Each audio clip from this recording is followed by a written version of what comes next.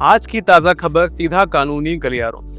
Honourable supreme court ने एक आदमी का डेथ सेंटेंस ओवरटर्न कर दिया जिसपे अपनी बीवी और 12 साल की बेटी को मारने का इल्जाम था। Sovaran Singh Prajapati versus the state of Uttar Pradesh के केस में कोर्ट ने कहा कि अक्यूज को फेयर ट्रायल नहीं मिला, जो कि कॉन्स्टिट्यूशन के आर्टिकल 21 में गारंटीड है। जस्टिस विक्रम नाथ, संजय करोल और संदीप मेहता की बेंच ने अक्यूज की अपील एक्सेप्ट की और इलाहाबाद हाई कोर्ट का फैसला ओवरटर्न कर दिया, जिसमें उसे मर्डर का दोषी ठहराकर डेथ पेनल्टी दी गई थी। कोर्ट ने ट्रायल में कई कमियां देखी जिनसे ये पाया गया कि अक्यूज को फेयर ट्रायल नहीं मिला। डिफेंस काउंसिल के प्रोसिक्यूशन विटनेस एग्जामिनेशन के टाइम एब्सेंट थे और क्रॉस एग्जामिनेशन का मौका बिना प्रॉपर रिप्रेजेंटेशन के खत्म कर दिया गया, और डिफेंस स्टेटमेंट्स भी ठीक से रिकॉर्ड नहीं किए गए क्योंकि अपेलेंट से जो सवाल पूछे गए वो जनरल थे और सारे इंक्रिमिनेटिंग सर्कमस्टांसेस कवर नहीं कर पा रहे थे, जिससे प्रेजुडिस के चांसेस बढ़ सकते थे। कोर्ट ने इफेक्टिव और मीनिंगफुल रिप्रेजेंटेशन के पहलू पर भी जोर डाला। 2019 की रीसेंट केस अनोखी लाल वर्सेस स्टेट ऑफ एमपी का रेफरेंस देते हुए कोर्ट ने पाया कि ट्रायल कोर्ट का कॉम्पिटेंट लीगल रिप्रेजेंटेशन इंश्योर ना करना अपेलेंट के फंडामेंटल राइट्स का क्लियर इन्फ्रिंजमेंट था। कोर्ट ने कई इंटरनेशनल लॉ ऑब्लिगेशंस का भी जिक्र किया, खासकर universal declaration of human rights या यूडीएचआर और international covenant on civil and political rights या आईसीसीपीआर, जो फेयर ट्रायल और अक्यूज के रिप्रेजेंटेशन की गारंटी देते, भले ही अक्यूज ने कितने ही ग्रेव और हीनियस क्राइम्स किए।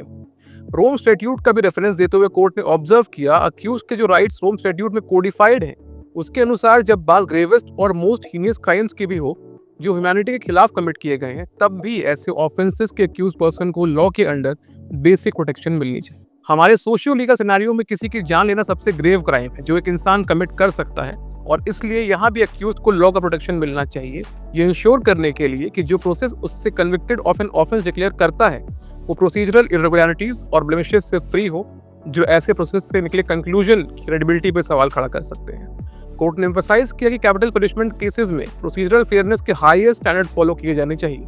इसलिए कोर्ट ने ट्रायल कोर्ट और हाई कोर्ट द्वारा दिए गए कन्विक्शन और डेथ सेंटेंस को ओवरटर्न कर दिया। केस को फ्रेश ट्रायल के लिए ट्रायल कोर्ट में रिमांड कर दिया, जहां चार्जेस फ्रेम करने के स्टेज से शुरू होगा। बात करें हमारी अगली खबर की, तो सुप्रीम कोर्ट ने recently Vinod alias Nasmulla versus the state of Chhattisgarh के केस में अक्यूज्ड को इसलिए एक्विट कर दिया क्योंकि टीआईपी या टेस्ट आइडेंटिफिकेशन परेड में जिस विटनेस ने उसको देखा था वो ट्रायल में एग्जामिन ही नहीं हुआ था। कोर्ट ने एम्फसाइज किया कि जब तक वो शख्स जिसने टीआईपी के टाइम अक्यूज को पहचाना था कोर्ट में नहीं आएगा, तब तक टीआईपी रिपोर्ट की कोई वैल्यू नहीं रहेगी।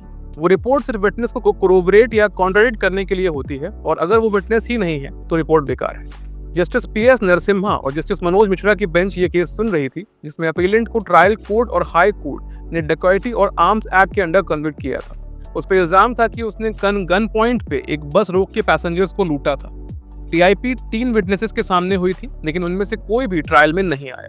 कन्विक्शन को सेट असाइड करते हुए जस्टिस मिश्रा ने अपने जजमेंट में कहा कि टीआईपी की कोई वैल्यू नहीं रही क्योंकि जिनके विटनेसेस ने अपीलेंट को टीआईपी में पहचाना था वो ट्रायल में आए ही नहीं, इसलिए पता नहीं चल सकता कि उन्होंने किस बेसिस पे अपीलेंट को पहचाना था। इसलिए कोर्ट ने अपील अलाउ की और कन्विक्शन को सेट असाइड कर दिया और अपीलेंट या अक्यूज को बेनिफिट ऑफ डाउट भी दिया। The social jurist, a civil rights group versus municipal corporation of Delhi and another के केस में सुप्रीम कोर्ट ने आज एक पिटीशन डिस्पोज कर दी जो रोहिंग्या शरणार्थी बच्चों को दिल्ली के स्कूल्स में दाखिला दिलवाने की मांग कर रही थी।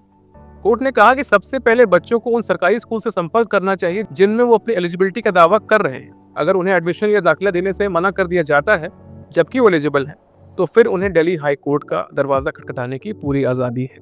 ये ऑर्डर जस्टिस सूर्यकांत और जस्टिस एन कोटेश्वर सिंह की बेंच ने पास किया। आज के लिए इतना ही। आशा करता हूँ आपको जानकारी इंसाइटफुल लगी होगी। ऐसी और इंटरेस्टिंग अपडेट्स के लिए बने रहिए हमारे साथ। तब तक के लिए स्टे क्यूरियस, स्टे लीगल।